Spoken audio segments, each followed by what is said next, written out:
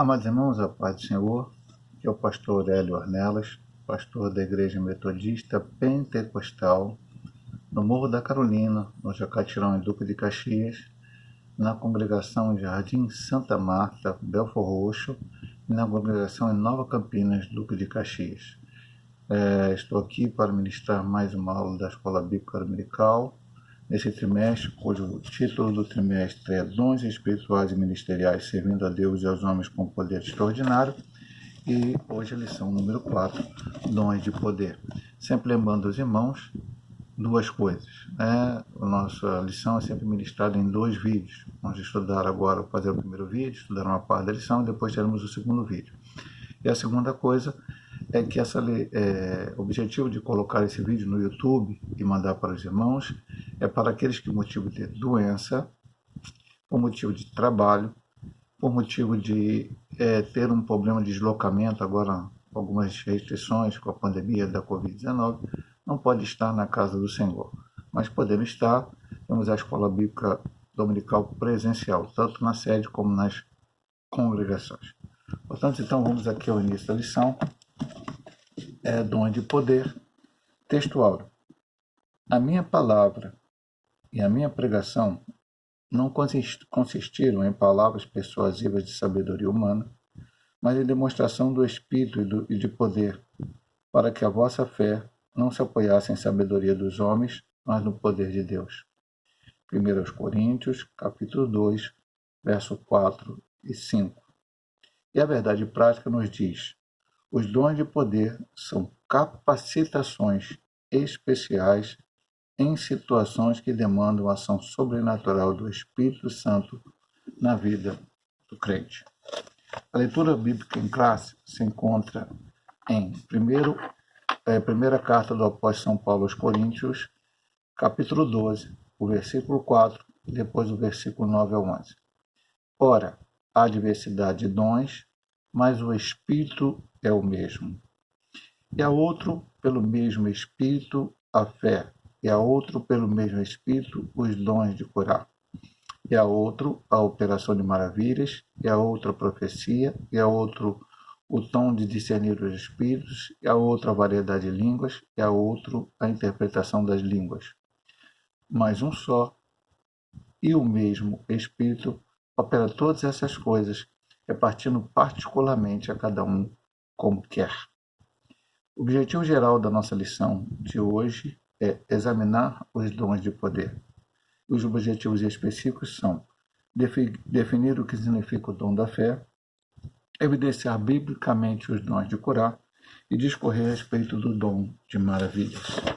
Então vamos aqui para a nossa introdução. O ministério terreno de Jesus foi marcado por inúmeros milagres, principalmente curas. A história eclesiástica comprova que a igreja do primeiro século também operou maravilhas no poder do Espírito Santo. Entre os primeiros cristãos, sobejavam os dons de poder. Se Jesus não mudou e os dons espirituais são para a igreja de hoje, por que atualmente não vemos as manifestações do dom de poder em nosso ambiente com mais frequência? Será falta de conhecimento a respeito do assunto? Ou será por causa do mau uso que alguns fazem das dádivas divinas? Nessa lição estudaremos a respeito dos dons de poder. Veremos como eles são necessários à vida da igreja. Se você deseja recebê-los e usá-los para a glória do nome do Senhor, proporcionando a edificação da igreja, busca-os com fé em oração. Então, temos algumas coisas para falar aqui na nossa introdução. Tanto no trimestre passado, que estudamos o verdadeiro pentecostalismo, com a atuação do Espírito Santo, vendo que o Espírito Santo era Deus, o Espírito Santo na salvação, vemos os dons, o batismo com o Espírito Santo, os dons espirituais, fruto do Espírito, santificação, pregação da palavra, discipulado, a volta de Jesus, enfim, diversos assuntos. E quando estudamos ali os dons e todos aqueles assuntos, vimos, e nessa lição agora também, nessas 3 primeiras lições, vimos o seguinte: Alguns pregam um cessacionismo. O que é cessacionismo, pastor? Até na lição eu vou falar de novo sobre isso, nessa lição também. Que os manifestações sobrenaturais, né, dons espirituais, eles cessaram com a morte do último apóstolo. Não vemos nós pentecostais, especialmente base bíblica para isso. Mas ele diz aqui na lição, por que naquele tempo acontecia tanto e hoje não acontece tanto? Hoje diminuiu essa questão das maravilhas, dos sinais, das curas. Nós estamos falando de coisas verdadeiras, milagres verdadeiros. Então ele diz, por que será? Por que será? Ele pergunta, né, várias perguntas aqui na introdução. Falta de conhecimento a respeito do assunto, ou seja, pessoas não sabem que existe a cura, não sabem que existe o dom de poder. Ou será que é por causa de mau uso que alguns fazem das dádivas divinas? Ou seja, alguns receberam os dons e estão utilizando de forma errada e por isso até afastam pessoas disso. Então são perguntas que ele faz. E aí ele não dá uma resposta, ele diz, nessa lição estudaremos a respeito do dom de poder e veremos como eles são necessários à vida da igreja. Essa tecla é batida desde o trimestre passado, nesse trimestre também. Necessidade. Coisas primordiais. Então, o batismo com o Espírito Santo e os dons as dons espirituais, né? A ação dos dons espirituais na igreja são necessárias, são importantes. Elas acompanham a pregação da palavra de Deus. E depois ele diz, se você deseja recebê-los e usá-los para a glória do nome do Senhor, que nós estudamos isso nas lições também. Pastor, para que eu recebo o batismo do Espírito Santo e como é que eu devo usá-lo? Eu devo usá-lo ser batizado com o Espírito Santo e tudo que eu fizer seja para a glória do Senhor. E assim mesmo, e aí eu vou até um pouco atrás, mesmo que você não seja batizado com o Espírito Santo, as suas ações, as suas atitudes têm que ser para a glória do Senhor. Receber o batismo do Espírito Santo tem que ser para a glória do Senhor. Receber os dons espirituais tem que ser para a glória do Senhor. Jamais, em tempo algum, os dons espirituais foram dados para a exaltação do nome do homem. Os dons espirituais não exaltaram Paulo, não exaltaram Pedro, não exaltaram João, não exaltaram Tiago, não exaltaram qualquer outro homem ou mulher de Deus que foram usados grandemente pelo Senhor no período bíblico, onde temos os relatos nas cartas, no Atos dos Apóstolos, em todo o Novo Testamento, e também, se nós formos ver a seguir na história da igreja, muitas vezes os dons se manifestaram também, e nunca foi para a glorificação do homem. Estudamos semana passada, e todo trimestre, na verdade, que os dons são dados para o que for útil. Útil não para mim, útil para a obra do Senhor. Eu recebi o dom, para servir. Deus me deu um dom para que eu sirva a Deus e sirva aos homens. E para edificar, consolar e edificar a igreja de Cristo. Então ele diz, se você deseja recebê-los e usá-los para o Senhor, proporcionando a edificação da igreja, busque com fé e oração. Então busque não somente os dons de poder, como estudamos semana passada os dons de revelação, como vou estudar semana que vem os dons de elocução.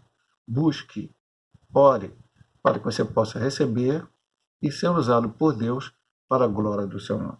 Então vamos aqui para a primeira parte, chama-se os dons da fé. Sempre lembrando, repetindo, sempre é bom não entender, eu vou repetir o que foi falado na lição passada. Há uma divisão didática, para que a gente aprenda melhor. Paulo falou de 9 dons, a gente viu que já estudou, que pode ser que tenha mais, cremos até que há mais de 9 dons espirituais. Paulo falou sobre esses 9 igrejas de Corinto, que eram aqueles mais necessários àquela igreja naquele momento. E a partir daí, quando vamos estudar, normalmente, a divisão que os teólogos dão didaticamente, para aprender. Paulo não dividiu em dons disso, tanto é que se você for ler, eles não estão separados. Paulo não botou 3 dons de revelação, depois 3 dons de poder, depois 3 dons de elocução. Estão misturados ali. Na leitura você pode até ver aqui, eu posso até exemplificar para o irmão, ele diz aqui, e outro primeiro espírito, a fé. Outro primeiro espírito, os dons de curar. E outra pessoa de uma vida. Tudo bem, aqui tem um dom de poder, estão juntos. Aí vem a profecia, aí já é um dom de elocução. Dom de discernir o Espírito, já é o dom de revelação que a gente viu passado. Variedade de língua, é o dom. Então, na verdade, ele foi colocando os dons sem essa ordem didática que nós colocamos. É uma ordem didática. Então, agora estamos estudando o dom de poder. E o primeiro que vamos estudar é o dom da fé, que está em 1 Coríntios 2, 9. O que significa fé? Na Epístola aos Hebreus, lemos que a fé é o firme fundamento das coisas que se esperam. É a prova das coisas que se não vê. Hebreus 11, 1. Essa é a definição bíblica sobre a fé, pois mostra total confiança e dependência em Deus. Aprendemos com Deus, capítulo 1 de Hebreus, conhecido como a galeria dos heróis da fé. Deus é poderoso para fazer todas as coisas, sendo a nossa fé em Deus fundamental para a operação divinas entre os homens. Então, como ele diz aqui, o capítulo 1 de Hebreus, e até eu digo ao irmão, a leitura, toda a Bíblia é importante ler. Mas há textos que a gente deveria ler, talvez até com mais frequência, parando, lendo. É chamado galeria dos heróis da fé. Porque ele olha e fala de Abraão, fala de Moisés, fala de vários personagens, fala de Davi, vários personagens bíblicos, que Deus operou grandes coisas através deles. E o principal fato que o autor da Carta de Hebreus nos coloca ali é que esses homens tiveram fé. Ele começa com a definição de fé lá, firme fundamento das coisas que se esperam e a prova das coisas que não se veem. Fé não pode ser alguma coisa que você está enxergando. Eu creio que eu tenho aqui um aparelho na minha frente que pode estar gravando o que eu estou falando e que depois eu posso colocar na internet. Isso não é fé. Eu sei que tem um aparelho na minha frente que está gravando e que eu depois poderei colocar na internet e enviar para os irmãos. Isso não é fé. Fé é aquilo que você não sabe que vai acontecer. Você não tem a certeza absoluta, mas aqui ele diz, firme fundamento das coisas que se esperam. Eu espero, eu confio, eu creio no milagre, na cura, na bênção. Então, eu tenho fé. Aqueles homens tiveram fé. Depois ele fala aqui, essa definição de fé do autor da Carta de Hebreus mostra total confiança e dependência em Deus. Porque, meu amado irmão, não é a minha fé. Hoje, no século XXI, as pessoas têm colocado a sua fé na sua fé. É até difícil explicar isso. Eu creio que pela minha fé eu vou conseguir. Não. Você não vai conseguir pela sua fé. Você precisa ter fé. E aqui nós vamos aprender da atenção que não é fé salvífica. Fé para salvar é uma coisa.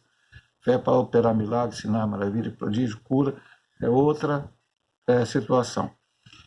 É Deus que vai operar o milagre. É Deus que vai ser glorificado. É Deus que vai fazer como Ele quer, quando Ele quer, onde Ele quiser, com o propósito que Ele quiser. Então nós vamos mostrar total confiança em Deus e dependência de Deus. Eu dependo de Deus, eu não dependo de mim mesmo. Aprendemos com o texto, depois ele diz assim, com o texto de Hebreu, Galeria dos Dons, que Deus é poderoso para fazer todas as coisas, sendo a nossa fé em Deus fundamental para as pessoas divinas entre os homens. Eu faço um comentário aqui que não está contradizendo, pelo contrário, está de acordo com o autor da lição. Ele vai fazer, mas ele vai fazer tudo o que eu pedir? Não, ele vai fazer tudo o que eu pedir que esteja de acordo com a sua vontade, o seu querer, o seu propósito. Porque a primeira coisa que tem que acontecer na nossa vida é o propósito de Deus ser exaltado, ser glorificado. Então vamos à segunda parte, que é a fé como dom. Nós vimos o que é fé. Então nós estamos estudando o dom da fé. Houve uma definição bíblica de fé, você aprendeu aqui no ponto 1, e agora vamos ver o que é ter o dom da fé. É distinta daquele que recebemos por ocasião da nossa conversão à fé salvífica. Romanos 10, 17, Efésios 2, 8. Quando Efésios 2, 8, Paulo diz, isso não vem de vós, é dom de Deus, a fé para a salvação. Igualmente se distingue da fé evidenciada como fruto do Espírito.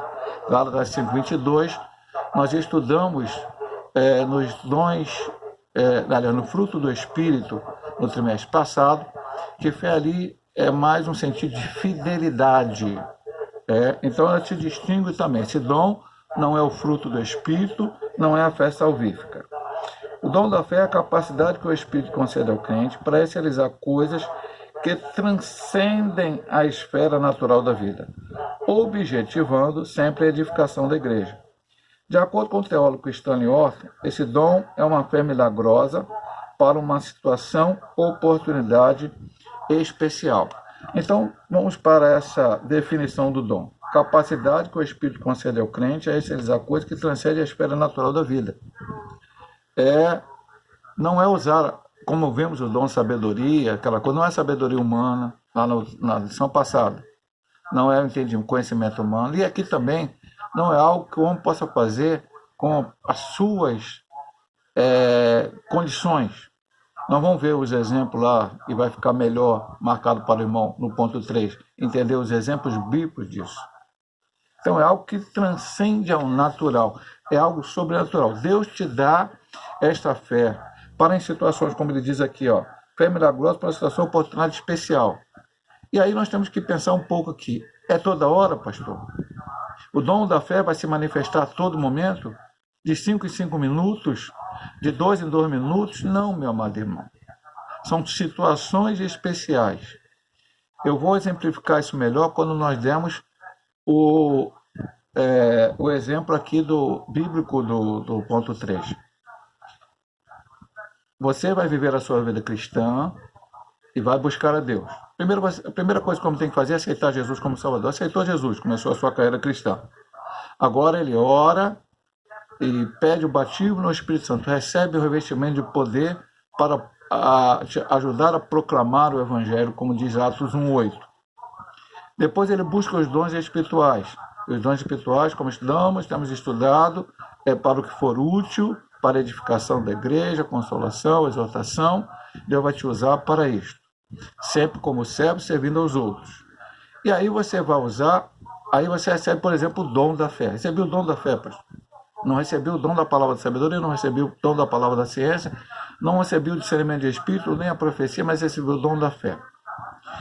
No momento certo, dentro do propósito de Deus, dentro da vontade de Deus, dentro de uma situação especial em que Deus vai te usar, esse dom será usado e coisas extraordinárias, sobrenaturais irão acontecer. E quando essas coisas acontecerem, o nome de Deus será glorificado. O nome de Deus será exaltado. O nome de Deus será colocado acima dos outros nomes. Nós vamos ver, eu vou querer passar, eu acho que esse ponto 2, a fé como dom, e o exemplo bíblico do dom da fé, eles estão interligados. Por isso eu vou ler o ponto aqui de número 3. Quando criou o povo de Israel na saída do Egito e se aproximou do Mar Vermelho, já na iminência de ser destruído por Faraó, Moisés disse: não temais, estáis quietos, e vede o livramento do Senhor que hoje vos fará, porque os egípcios que hoje viste nunca mais vereis para sempre. O Senhor pelejará por vós e vos calareis. Está em Êxodo 14, 13 e 14. Moisés viu pela fé o livramento do Senhor antes do fato acontecer. Esta é uma boa mostra bíblica do exemplo do dom da fé.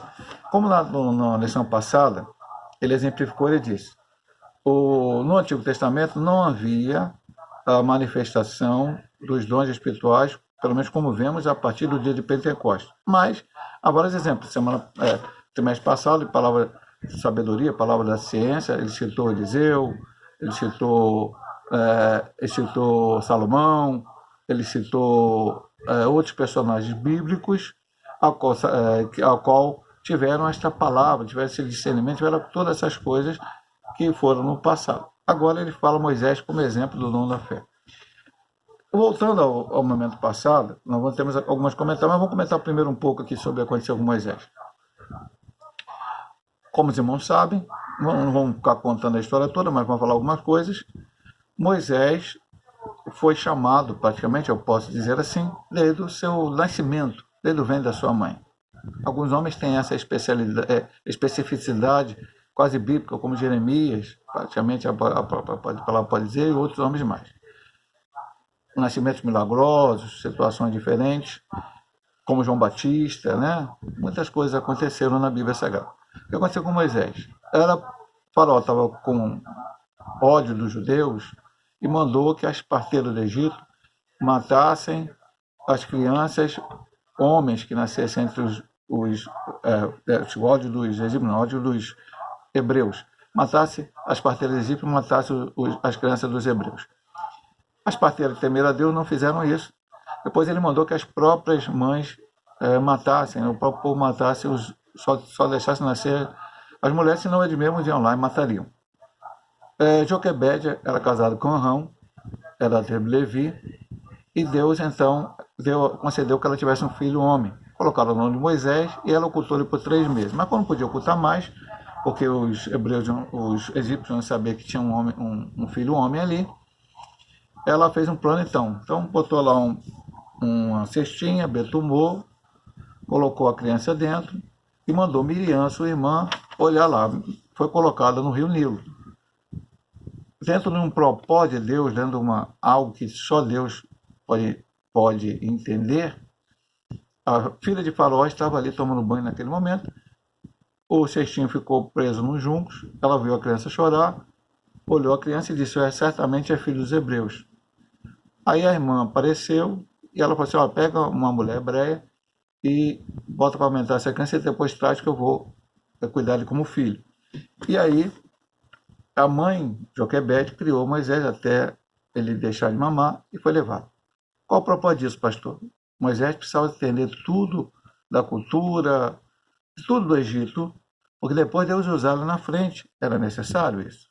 E ele passou 40 anos ali. Quando tinha 40 anos, ele cometeu um erro, matou um egípcio, depois foi denunciado por causa disso e fugiu para o deserto, acabou indo morar no deserto, casou com a filha de um sacerdote, não um sacerdote hebreu, mas também conhecia Deus, e ali casou, teve filhos e ficou trabalhando ali com Jetro, né, que era o seu sogro, e com a sua esposa, enfim. E um dia, quando ele ia completar 80 anos, Deus aparece a ele numa sarça ardente e diz a ele que ele ia levar o povo do Egito.